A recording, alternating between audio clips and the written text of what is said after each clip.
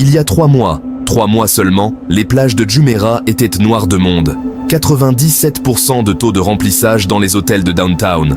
Des files d'attente devant les boutiques de luxe du Dubai Mall dès l'ouverture. Des convois de supercars qui se croisaient sur Sheikh Zayed Road à toute heure du jour et de la nuit. Dubaï, c'était sans la moindre discussion possible, la destination la plus désirée de la planète. Aujourd'hui, ces mêmes hôtels de Palm Jumeirah et de Downtown Dubaï tournent à moins de 22% d'occupation. Moins de 22%. Vous imaginez ? Des suites à 1200 € la nuit avec vue sur le golfe Persique, qui reste vide semaine après semaine. Des restaurants gastronomiques qui dressent leurs tables chaque soir pour des salles à moitié désertes. Des piscines à débordement perchées au 40e étage, les eaux turquoises scintillant sous le soleil du golfe, et personne pour les regarder. Et des directeurs d'hôtels qui, pour la première fois depuis des années, acceptent de casser leurs tarifs de 45% plutôt que de voir leur chambre rester vide une nuit de plus. Comment c'est possible ? Comment une ville qui venait d'enchaîner 4 années records consécutives a pu se retrouver en chute libre en quelques semaines à peine ? Et surtout, est-ce que c'est une turbulence passagère ou est-ce que Dubaï vient de perdre quelque chose de beaucoup plus précieux que des nuitées d'hôtel ? Ce que vous allez découvrir dans cette vidéo, c'est pas un simple ralentissement conjoncturel. C'est l'histoire d'une ville qui a construit son identité entière sur une promesse que le reste du monde a décidé, du jour au lendemain, de remettre en question. Pour vraiment comprendre l'ampleur de ce qui se passe, il faut d'abord mesurer jusqu'où Dubaï était monté. En 2022, à peine sorti de la pandémie, Dubaï accueille 14 360 000 visiteurs internationaux. Un rebond qui stupéfie les professionnels du secteur. En 2023, ce chiffre bondit à 17 150 000. Un record historique. Les analystes du tourisme mondial se regardent en hochant la tête. Personne n'avait anticipé une ascension aussi rapide, aussi verticale. Mais Dubaï avait réussi quelque chose que très peu de villes ont accompli. Transformer la pandémie en accélérateur. Pendant que l'Europe fermait ses frontières et plongeait dans l'incertitude, les Émirats restaient ouverts. Et les voyageurs aisés qui cherchaient un endroit pour respirer, pour dépenser, pour exister à nouveau, ont convergé en masse vers le Golfe. En 2024, le compteur passe à 18 720 000 visiteurs, soit une hausse de 9%. L'Europe occidentale représente 20% des arrivées totales avec une progression de 14,8%. Les taux d'occupation hôtelière atteignent 78,2%. Le département d'économie et du tourisme de Dubaï, le DET, parle officiellement d'une nouvelle ère dorée. Et puis 2025 vient tout confirmer. 19 590 000 visiteurs, 5% de plus. 4e record consécutif. En décembre 2025, Dubaï accueille plus de 2 100 000 touristes en un seul mois. Une première absolue dans l'histoire de l'Émirat. La nuit du réveillon. 94,1% d'occupation dans les hôtels. Un niveau qu'on n'avait pas enregistré depuis plus de 20 ans. L'Europe, le Royaume-Uni, les États-Unis, tous en progression. Les hôtels de luxe ne ressentaient au même plus le besoin de réduire leurs tarifs en basse saison. Dubaï n'était plus une destination parmi d'autres. C'était devenu le symbole mondial du voyage aspirationnel. Et c'est précisément pour ça que ce qui s'est passé ensuite est aussi brutal. Parce que plus on monte haut, plus la chute se voit de loin. Mais avant l'effondrement, il y avait déjà des fissures. Discrètes, presque invisibles dans les chiffres officiels, mais bien réelles. Dès le milieu de l'année 2025, une tendance inquiétante commence à se dessiner dans certains segments du marché hôtelier. Les établissements de luxe, ceux qui avaient affiché une hausse d'occupation de 4% en 2024, voient leur tarif moyen journalier reculer de presque 3%. En clair, ils remplissent davantage de chambres, mais à des prix inférieurs. Les clients commencent à comparer, à négocier, à hésiter. Et pendant ce temps, quelque chose de beaucoup plus dangereux se prépare à quelques centaines de kilomètres de là. L'Arabie Saoudite dépense depuis plusieurs années des sommes vertigineuses pour transformer radicalement son image touristique. Vision 2030, c'est le nom du programme. Les chiffres donnent le vertige. Plus de 800 milliards de dollars d'investissement engagés dans le secteur du tourisme.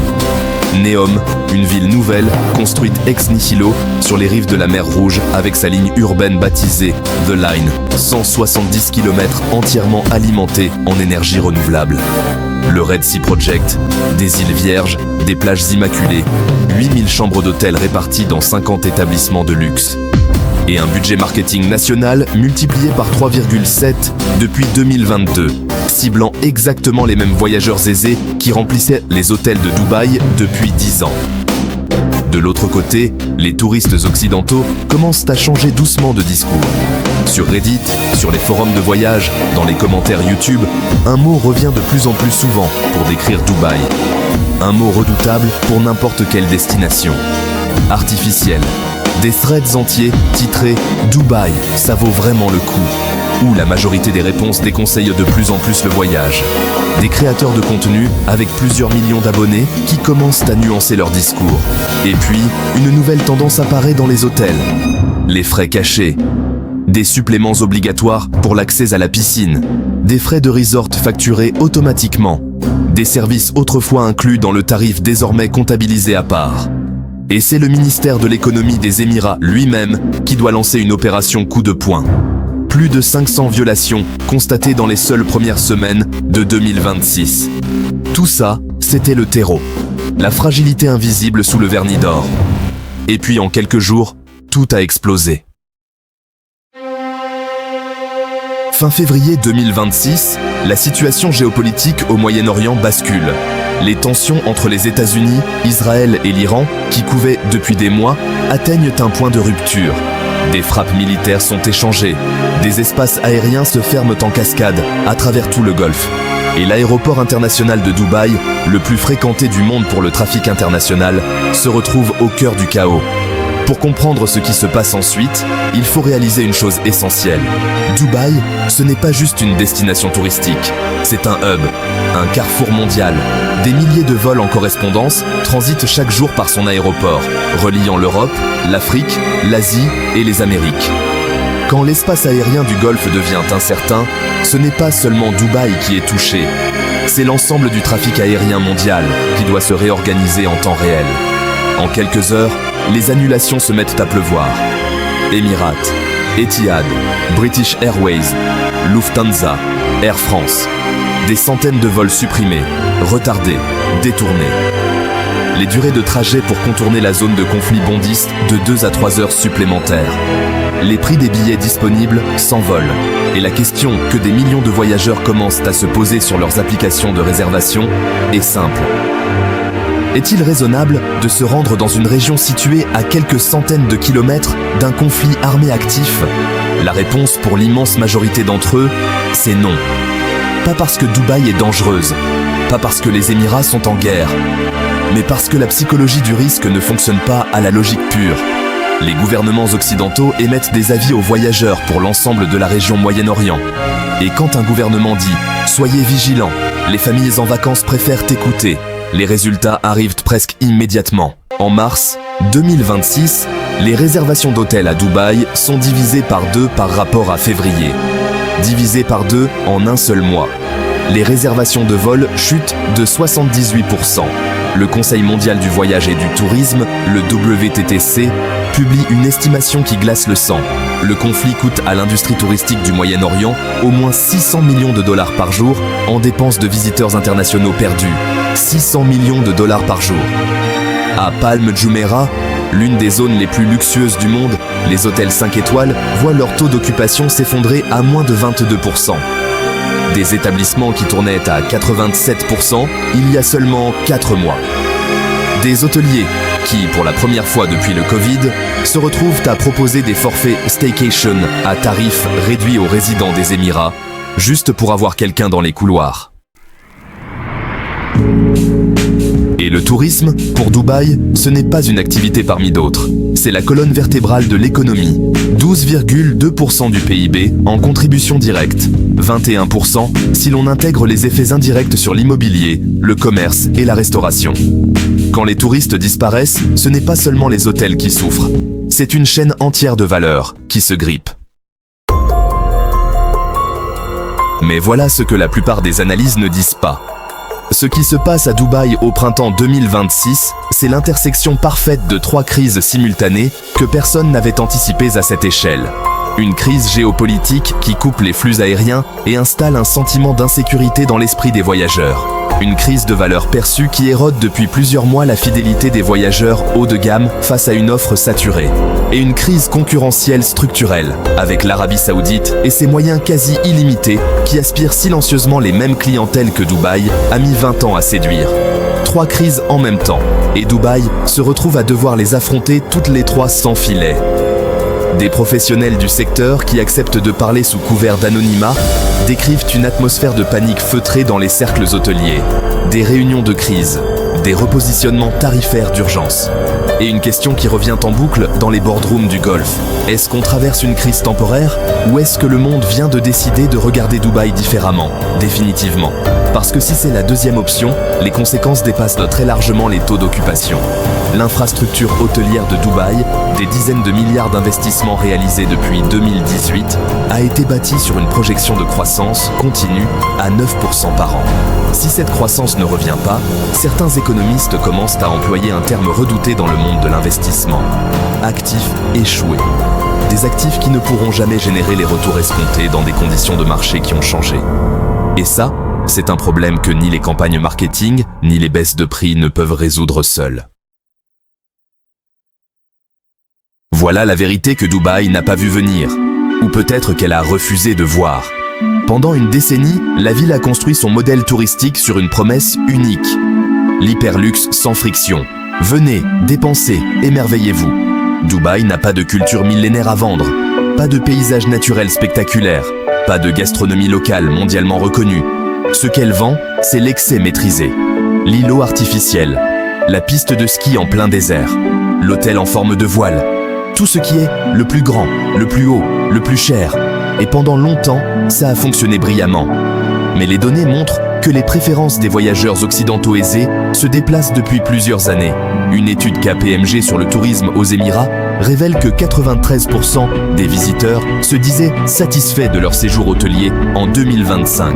79% déclaraient vouloir revenir. Des chiffres impressionnants en apparence. Mais dans les recherches Google, dans les discussions sur les forums de voyage, dans les conversations des agences de luxe, une question émerge sans arrêt. Qu'est-ce que Dubaï offre que je ne peux pas trouver ailleurs, à moindre coût, avec moins d'inquiétude géopolitique et plus d'authenticité? L'Arabie Saoudite a compris cette faille avant tout le monde. Le Red Sea Project, ce n'est pas juste un nouveau complexe touristique, c'est une réponse directe et calculée à tout ce qui manque à Dubaï. Des îles vierges, pas créées de toutes pièces, des récifs coralliens protégés, un engagement de 40% d'amélioration de la biodiversité locale, une promesse d'authenticité que Dubaï, avec ses gratte-ciel de verre et ses fontaines dansantes, ne peut tout simplement pas tenir. Et derrière tout ça, une capacité d'investissement que même les Émirats ne peuvent pas égaler. 800 milliards engagés, un budget touristique national multiplié par 3,7, une stratégie qui cible explicitement les voyageurs européens et américains haut de gamme qui formaient depuis 10 ans l'épine dorsale du tourisme dubaïote. Mais il y a encore plus révélateur. Tenez-vous bien. Des agences de voyage de luxe dans les capitales européennes décrivent une transformation qui s'est accélérée en 2025 et surtout en 2026. Leurs clients les plus aisés, ceux qui dépensent entre 20 000 et 60 000 euros par vacances, ne mentionnent plus spontanément Dubaï dans leur liste de destinations de rêve. Pas parce qu'ils détestent Dubaï, mais parce qu'elle a glissé dans leur imaginaire de « je veux absolument y aller » à « je l'ai déjà faite ». Et dans l'industrie du tourisme de luxe, quand une destination perd ce statut aspirationnel, le chemin du retour est le plus difficile qui soit. Dubaï n'est pas sans ressources. Loin de là, l'Émirat a déjà traversé des crises d'une ampleur comparable. En 2008, quand la crise financière mondiale stoppa net les projets immobiliers du Golfe, les analystes annoncèrent la fin du miracle dubaïote. En 2020, le Covid mit le tourisme mondial à genoux, et Dubaï rebondit plus vite que n'importe quelle autre grande destination mondiale en rouvrant ses portes dès l'été 2020. La résilience des Émirats, elle est réelle et documentée. Le gouvernement a déjà réagi. Les hôtels adoptent des stratégies de réassurance marketing, communiquant sur la sécurité, sur la stabilité des Émirats, sur leur distance opérationnelle par rapport au conflit. Le DET maintient le cap sur ses objectifs à long terme. 40 millions de visiteurs annuels d'ici 2031 dans le cadre du programme Dubai Economic Agenda D33 qui vise à doubler le PIB de l'Émirat en 10 ans. Des packages touristiques sur mesure sont proposés aux résidents de la région. Des accords commerciaux sont en négociation pour développer l'attractivité sur les marchés asiatiques, notamment la Chine, qui affichait une hausse de 7% même pendant la période où les chiffres occidentaux chutaient. Mais les économistes pointent une limite structurelle à ce raisonnement. Un visiteur chinois dépense en moyenne 24% de moins par jour qu'un visiteur occidental haut de gamme. Pour maintenir ses revenus touristiques dans un scénario où les occidentaux se font rares, Dubaï devrait attirer des volumes beaucoup plus importants de visiteurs asiatiques. Ce qui implique une transformation profonde de son offre. Moins de positionnement ultra luxe, plus d'accessibilité, un repositionnement qui prendrait des années et risquerait d'éloigner exactement les voyageurs premium qui reviendraient une fois la crise passée. C'est le dilemme classique du redressement touristique. Pour survivre à court terme, on prend des décisions qui fragilisent le modèle à long terme. Et pendant que Dubaï cherche ses marques, le royaume voisin continue d'avancer. L'Arabie Saoudite, qui a déjà dépassé son objectif initial de 100 millions de visiteurs annuels avant terme, ne ralentit pas. Le Red Sea Project met en service de nouveaux hôtels chaque trimestre. Neom, malgré les controverses sur les droits humains et les interrogations sur sa viabilité économique, continue d'occuper l'imaginaire mondial avec une communication marketing agressive. Et la vraie question, celle que personne dans les médias financiers n'ose vraiment poser, c'est celle-ci. Est-ce que l'Arabie Saoudite est en train de récupérer définitivement des parts de marché que Dubaï avait construites sur 20 ans de travail acharné? Voilà ce qui est fascinant dans cette histoire. Et troublant. Dubaï n'a pas commis d'erreur fatale. Elle n'a pas mal géré son économie. Elle n'a pas raté une opportunité technologique majeure. Elle n'a pas perdu une guerre commerciale par incompétence.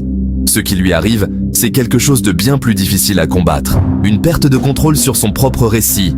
Pendant 20 ans, Dubaï a raconté une histoire. L'histoire d'une ville qui transforme le possible en réel, le désert en vertige, le vide en superlatif.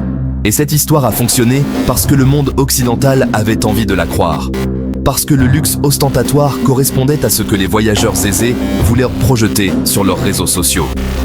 Parce que l'artificiel était assumé, voire célébré comme une prouesse humaine. Mais quelque chose a changé. Dans les données de comportement des voyageurs haut de gamme, une tendance de fond s'affirme depuis 2023. Le voyage de statut, celui qu'on fait pour être vu à Dubaï, cède du terrain au voyage de sens. La recherche d'authenticité, la connexion avec la nature, l'expérience culturelle irremplaçable. Des destinations comme les Maldives, Bali, les îles grecques, la Patagonie. Des endroits qui offrent quelque chose que Dubaï ne peut architecturalement pas offrir. Une raison d'y aller qui ne soit pas l'hôtel lui-même. Et c'est là que réside le vrai twist. Ce qui menace Dubaï sur le long terme, ce n'est pas l'Arabie Saoudite, ce n'est même pas la géopolitique. C'est la fin de l'époque du voyage ostentatoire comme aspiration dominante. Le monde change. Et Dubaï, extraordinairement habile à s'adapter à presque tout, fait face pour la première fois à un changement qu'on ne peut pas acheter avec un nouveau gratte-ciel ou une nouvelle attraction à $1 milliard. La ville peut se relever de la crise du printemps 2026. Elle l'a déjà fait avant. La résilience des Émirats est réelle, documentée, impressionnante. Mais le Dubaï d'après ne sera probablement pas le même que celui d'avant. Et c'est peut-être, au final, ce dont elle avait besoin. La question maintenant, ce n'est plus de savoir si Dubaï peut survivre à cette crise. C'est de savoir ce qu'elle choisira de devenir. Une ville qui continue de vendre le même rêve à une clientèle de plus en plus restreinte? Ou une ville qui se réinvente encore une fois, en comprenant que les voyageurs de demain veulent autre chose que de l'or plaqué sur du béton? Dubaï a construit le plus haut, le plus grand, le plus cher. Ce qui lui reste à construire, c'est peut-être le plus vrai. Si cette analyse vous a appris quelque chose sur ce qui se passe vraiment derrière les façades dorées du Golfe, envoyez un like. Ça prend 2 secondes et ça nous aide vraiment à continuer ce genre de contenu. Abonnez-vous pour ne pas manquer ce qu'on prépare ensuite. Et dites-nous en commentaire, selon vous, Dubaï peut vraiment se réinventer ou ce n'est qu'une question de temps avant que la carte se retourne définitivement?